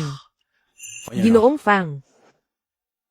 Humihingi ako ng paumanhin, sa kawalan ko ng galang sa inyo kanina. Hindi ko akalain na si Ginoong Fang, kahit napakabata pa, ay may kakayahan sa medisina, na napakahusay pala. Masyado akong naging mapang mata, kung hindi nyo namamasamain, Ginoong Fang. Sino ang inyong guro? Maaari ko bang bisitahin siya? Ito. Hindi ko naman pwedeng sabihin, nasa loob ng utak ko, ay mayroong system, di ba? Dati lang kasi akong nakabasa ng isang libro tungkol sa bagay na ito, at sinubukan ko lang ng kaunti. Hindi ko akalain na gagana pala. Ang ganitong paraan, ay basta-basta lang bang masusubukan, dahil ayaw niyang sabihin. Hayaan na lang natin. Nagulat ng host, ang magandang si Ye Qingyu, at nakumpleto ang misyon. Nakakuha ng 2,600 shock points. Gantimpala, isang God-level enterprise.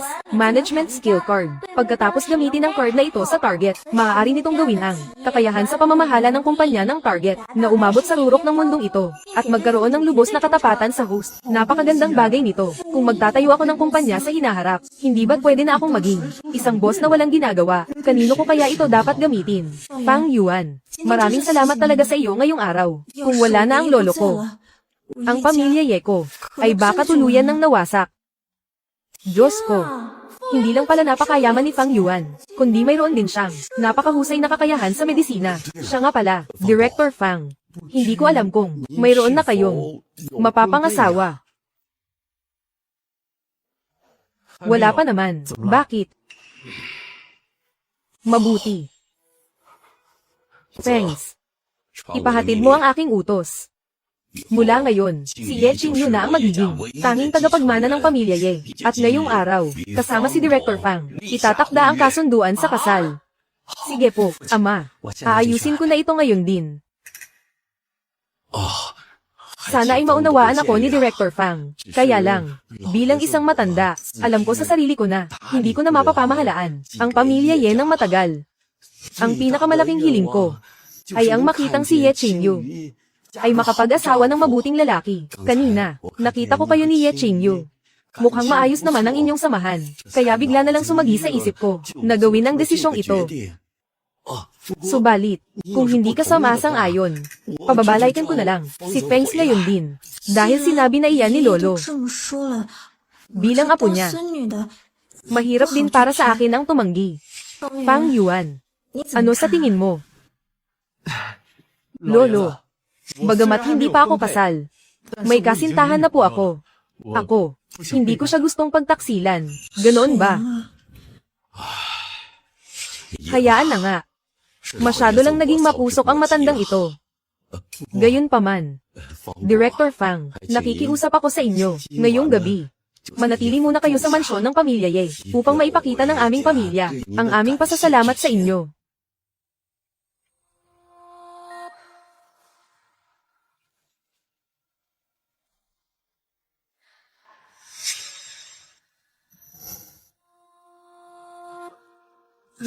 Ye Qingyu, bakit ka nandito? Bahala na nga, ang isang kahangahangang lalaki tulad ni Fang Yuan. Hindi ko pwedeng palampasin.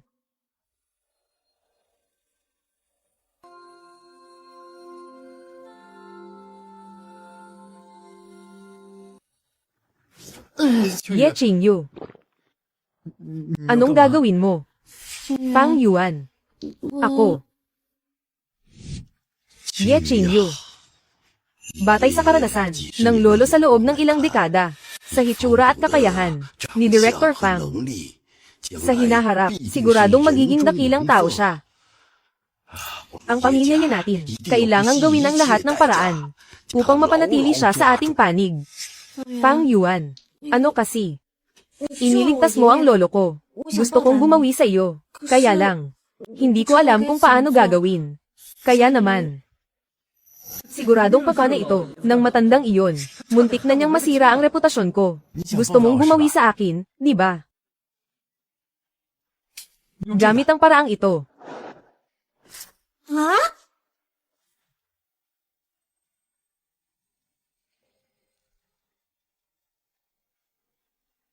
Hindi ko na malayang nagpuyat na naman ako buong magdamag, sa lakas ng katawan ng isang peak human. Ang ganitong puyatan, hindi naman siguro magiging problema, di ba? Ang pagod ko naman, magdamag ko siyang minasahe sa likod, pero hindi ko man lang siya nakitang napagod. Napakalakas naman ng stamina niya. Hello. Kuya, iligtas mo ako. Kuya, nasa Yulin KTV ako. Ang gulo ng paningin ko. Tsaka may mga taong nambubugbog sa akin. Ayaw nila akong paalisin. Fang Yuan, hindi ko akalaing aabot ka sa ganito ngayon. Paulit-ulit mo akong pinapahiya, nawalan ako ng mukha, at dahil sa iyo, nalugi ang pamilya ko sa napakalaking negosyo. Ngayong araw, ang kapatid mo muna, ang uunahin ko, at ang susunod, ay ikaw. Gu Xiaofeng, subukan mong hawakan kahit dulo ng buhok ng kapatid ko, papatayin ko, ang buong pamilya mo. Hanggang tahol ka na lang ba, ngayon? Nandito lang ako sa Yulin KTV, hihintayin kita. Pero sa oras na makarating ka rito, sigurado akong ang kapatid mo, ay tapos na, mapaglaruan at mapagsaluhan, naming lahat. Gu Xiaofeng, tapos ka na ngayon, kahit sino pa ang dumating, hindi ka may iligtas, tandaan mo yan. Fang Yuan, huwag ka munang mag-alala. Ang Yulin KTV ay pagmamayari ng pamilya yan namin. Tatawagan ko na ngayon si Papa para pumunta roon. Gamitin mo ang kotse ko. Mas mabilis ang kotse ko. Salamat.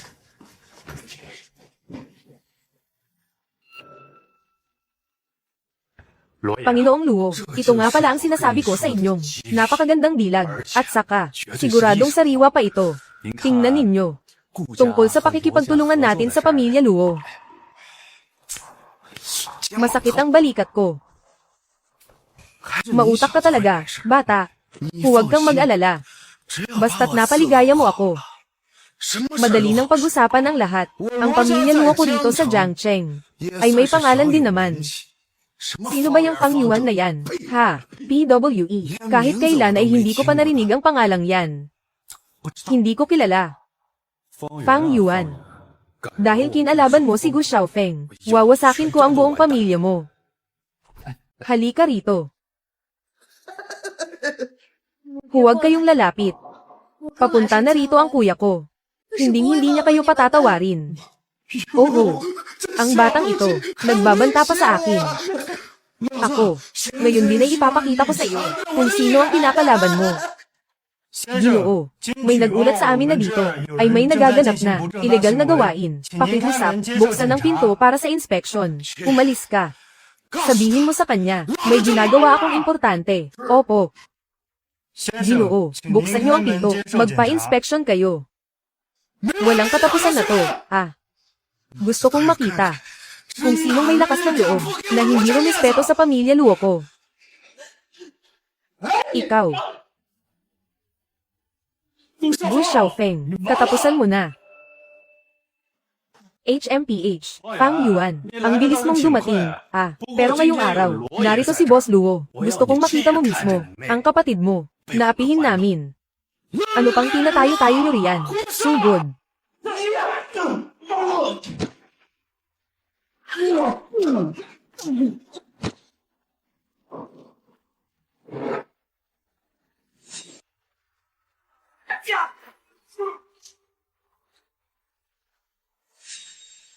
Paano nangyari to? Ang dami nyo, pero hindi nyo man lang siya matalo. Gu Xiaofeng.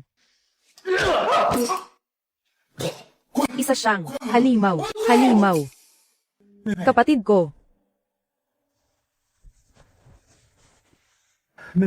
ko. Ayos ka lang ba? Ayos lang ako. Medyo nahihilo lang dahil sa pampatulog. Kapatid ko, anong nararamdaman mo? Kuya, medyo mabuti na ang pakiramdam ko. Natukoy ang isang babaeng may 97 points ang ganda, kabilang kasarian. Pang Sisi, mangyaring gulatin siya agad, host. Sino kayo? Sino ang nanakit sa kapatid ko? Bata, katapusan mo na. Alam mo ba kung sino ako? Ako ang pinuno ng pamilya Luo. Si Luo Yuan ba? At ang kasama ko ay ang kinatawan ng pamilya Ye, si Ye Feng. Magaling ka palang lumaban, ha? Papapuntahin ko ngayon din ang pinuno ng pamilya Ye, kasama ang mga tao niya. Titingnan ko lang, kung kaya mo silang lahat. Sino ang sinasabi mong tapos na? Pinuno ng pamilya Ye. Iligtas mo ako bilis. Ang batang to, muntik na akong mapatay. Masyado namang mapagtanggol ang pamilya Ye. Kabubugbog lang kay Boss Luo. Dumating agad ang pinuno ng pamilya Ye. Wala kaming mata para makakilala. Direktor Fang. Pasensya na at nahuli kami. Direktor Fang. Direktor Ye. Hindi ka naman nagbibiro, di ba? Sabi sa akin ng batang si Gu Xiaofeng. Siya raw ay isang estudyante lang na nagde-deliver ng pagkain. Ito. Tahimik. Ang lakas ng loob mo, Luo Yuan ba? Nang ahas kang gumawa ng gulo sa pag-aari ko. Kung hindi lang dahil sa tingin ko, may pakinabang ka pa. Matagal na kitang ipinadala sa mga patrol. Akala mo ba bulag ako? Direktor Fang, humihingi po ako ng paumanhin. Ang KTV po namin, masyadong maluwag ang pamamahala, maling nagtiwala sa ganitong uri ng tao. Kaya naman hinayaan ka namin. Pamilya Ye, ang pinakakagalang-galang na panauhin. Pagpasensyahan mo na ang eksenang ito. Ako na mismo ang maglilinis ng sarili kong bakuran. Direktor Ye, ano po ang sinasabi nyo? Bakit parang wala akong maintindihan? Kuya, ang mga sinasabi nila, totoo ba ang lahat ng iyon? Siyempre, totoo ang lahat. Huwag kang mag-alala. Mula ngayon, nandito na si Kuya. Wala nang mangangahas na apihin ka. Nagulat ang magandang babae sa host, Pang Sisi, nakatanggap ng 1,500 shock points. Gantimpala, God level acting skills. Ang antas ng pag-arte ng host ay umabot na sa rurok ng sangkatauhan. Paano nangyari ito? Ayokong makulong. Ang batang si Gu Xiaofeng ang may gawa nito. Siya ang nag-utos sa akin. Siya ang nagtulak sa akin. Nagawa ng gulo ang kapatid mo. Gu Xiaofeng, kasalanan mo ang lahat. Gu Xiaofeng, gusto mo akong ipahamak, di ba? Sinadya mo ang lahat ng ito. Ngayon, sisiguraduhin kong ikaw ang unang babagsak. Tigil. Dalhin siya rito. Sige po. Opo. Opo. Pang Yuan, nagkamali ako. Ito, ideya lang ito ni Su Qiaqu. Siya ang nagmungkahi, nadakpin ang kapatid mo, at ibigay kay Luo Yuan ba? Magpapatawag ako ng tao ngayon din, para dakpin siya. Tungkol kay Su Qiaqu, ako na mismo ang bahala sa kanya. Pero ikaw, sinabi ko na sa iyo sa telepono, kahit ang mga Diyos pa ang bumaba, hindi ka nila may iligtas. Tandaan mo ang sinabi ko, mga tauhan. Dalhin siya sa patrol team. Isama ang mga tauhan ng patrol team at pumunta sa bahay ng pamilya Go Changshong. Masusunod.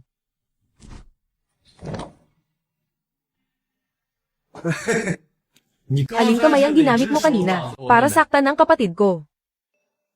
Aling kamay ang ginamit mo kanina para saktan ang kapatid ko? Kanang kamay po. Patawad po, Direktor Fang. Nagkamali po ako. Talagang hindi ko alam na kapatid niyo pala siya. Binibining Fang, alam ko na ang pagkakamali ko. Si Gu Xiaofeng ang may gawa ng lahat. Siya ang nagunjuk sa akin. Kasalanan ko rin dahil nabulag ako ng libog. Kayo, patawarin niyo na po ako. Kuya, ang ginawa ni Luo Yuan ba? Kung hindi natin siya ibibigay sa patrol team, hindi ba't parang binabaliwala natin ang batas? Tama ang sinabi ni Direktor Fang. Mga tauhan, nalhin si Luo Yuan ba sa patrol team para harapin ang parusa ng batas?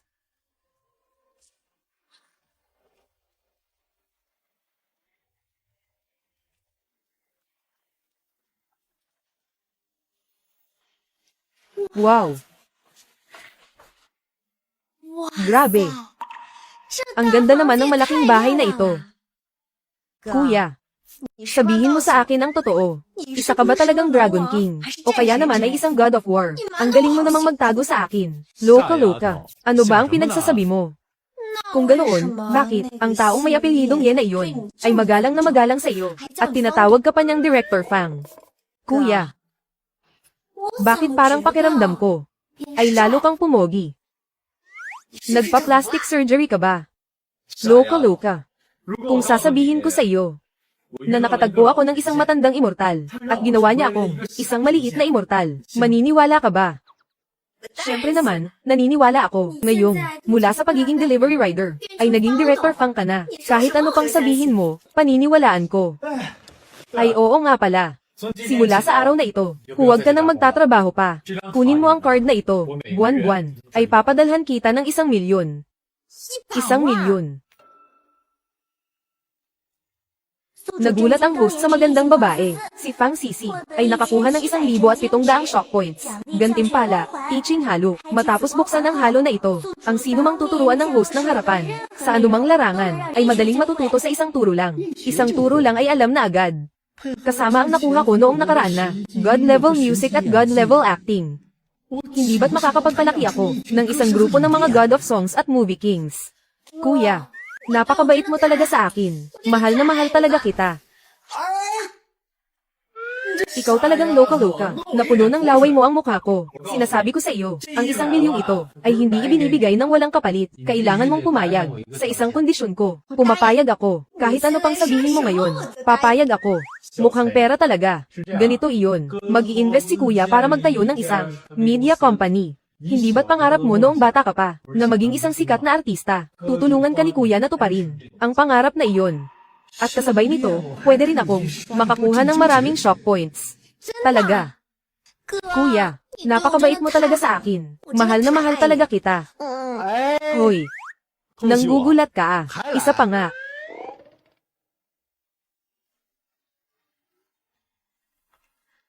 Wow. Napakagarmong gusali naman ito. Magkano kaya ang nagastos dito? Fang Yuan, sino siya? Luo Shuning, sakto ang dating mo. Ipakikilala kita sa kanya. Siya ang kapatid ko, si Fang Sisi. Sisi. Siya si Luo Shuning. Isa rin siya sa mga kasosyo sa kumpanya. Kapatid mo pala si Sisi. Kumusta? Ako si Luo Shuning. Tawagin mo na lang akong Ate Luo. Luo Shuning. Ikaw ba ang tinaguriang malamig na babaeng presidente ng Luo Group, Luo Shuning? Oo, ako nga. Diyos ko po. Ang Luo Group, isang dambuhalang korporasyon na may halagang bilyon-bilyon. Dati pa nga akong nagtrabaho bilang janitress sa isa sa mga sangay nito. Ngayon, hindi ko akalain. Gusto niyang tawagin ko siyang ate. At kung hindi ako nagkakamali, sa unang tingin pa lang niya kay kuya, parang may selos na siyang nararamdaman. Huwag mong sabihin, nililigawan niya si kuya. Kuya, ang lupit mo talaga. Sa susunod na taon, magiging tita na ba ako nito? Nagulat ang magandang babae sa host, si Fang Sisi, ay nakakuha ng 1,700 shock points. Gantimpala, 1 bilyong yuan. Tumigil ka nga. Ano ba ang pinagsasabi mo?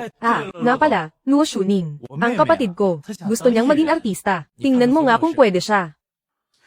Siyempre naman, napakaganda ni Sisi. Siguradong magiging sikat na. Artista siya sa hinaharap. Sa tingin ko, hindi na kailangan ng audition.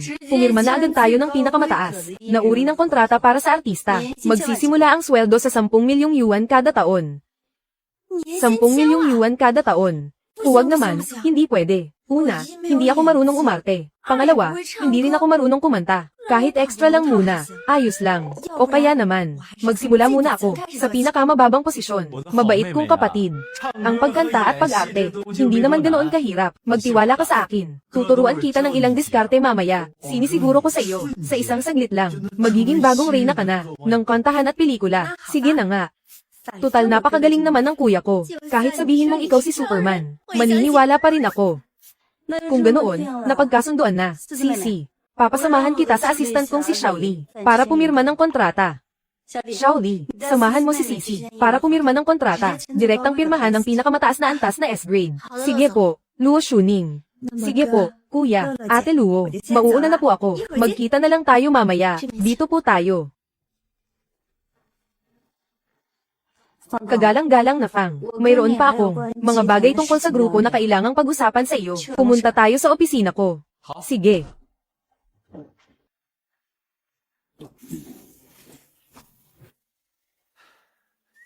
Luo Shuning, ano bang problema? Bakit kailangan mo pa akong hilahin dito para lang mag-usap? Fang Yuan, ang sinasabi mong girlfriend, si Ye Qingyu ba yun? Niloko mo ako para pumunta sa opisina mo, para lang sabihin ito. Si Luo Shuning ba ay nahuhulog na sa akin? Lagot na. Mukhang nagiging lapitin na talaga ako ng mga babae. Mali ang hinala mo, Luo Shuning. Sa pagitan nating dalawa, malinaw ang lahat. Ang mayroon lang tayo ay isang transaksyon para sa ating mga interes. Hindi kaya. Totoong ang gusto mo na ako. Nakakaawa naman yun. Tadhana na ako ay isang lalaking hindi mo kailanman makukuha. Ikaw. Ang mga bagay na gusto ko, gagawin ko ang lahat kahit anong mangyari. Makuha ko lang ito. Hindi ako naniniwala na wala akong laban kay Ye Qingyu. Mas kaakit-akit ba ang batang yun? Fang Yuan, saan ba ako nagkulang? Kumpara sa batang si Ye Qingyu, ang kayang ibigay ng pamilyang Ye sa iyo, kayang-kaya ring ibigay ng pamilyang Luo. At siguradong higit pa yun. Sabi ko na ngang hindi si Ye Qingyu. Ayaw pa rin niyang maniwala. Sige na nga. Para hindi na rin niya guluhin pa si Ye Qingyu. Talaga ba? Sabi ng matandang Ye. Ibibigay niya ang buong pamilyang Ye bilang dote para sa akin. Anong gagawin mo? Kaya mo bang higaitan yun? Ang buong pamilyang Ye.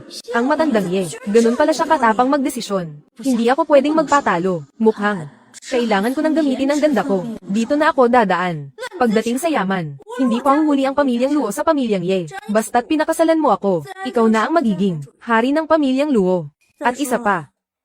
Ako bilang ate mo. Mas pangit ba talaga ako kay Ye Qingyu? Sa batang yun. Halos pantay lang ang ganda nilang dalawa. Walang masyadong pinagkaiba. Pero ang isa ay batang estudyante. At ang isa naman ay isang malamig at eleganteng boss. Mahirap talagang mamili. Ay, mali. Fang Yuan, ano bang iniisip mo? Nariyan na si Tang Yuking. Dapat tapat ka sa pag-ibig. Shaoli, anong nangyari? Nako. Hindi po maganda ito, Ate Luo. Nasaktan si Fang Sisi.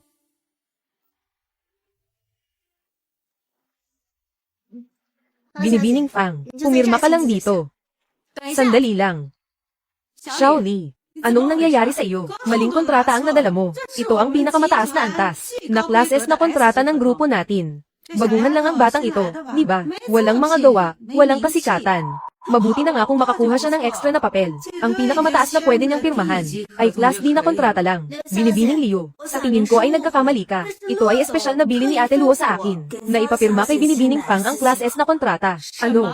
Ako, si Leo Roxen, ay mahigit 20 taon na sa industriya ng showbiz. Noon nga, si Ate Luo pa mismo, ang nag-imbita sa akin sa kumpanya, at Class A na kontrata lang ang pinirmahan ko. Siya na isang baguhang bata, sa anong karapatan siya pipirma ng Class S? Sa tingin ko si Ate Luo, ay ulyanin na yata. Palitan mo agad ang kontrata sa Class D. Ako na ang kakausap kay Ate Luo. Binibining Leo, nagkakamali ka. Sa katunayan, ang kuya ko ay, anong kuya mo pinagsasabi mo? Gusto mo ba akong takutin gamit ang backer mo? Huwag mong sabihin ang kuya mo, ay ang itinatagong lalaki ni Ate Luo. Kaya pala, pagpasok pa lang ay Class S na kontrata na agad. Umaasa lang pala sa maruming paraan. Manahimik ka. Hindi ko papayag ang pagsabihan mo ang kuya ko ng ganyan. Lakas ng loob mong sigawan ako. Halo, Ate Luo, hindi po maganda ito. Nasaktan ko si Binibining Fang.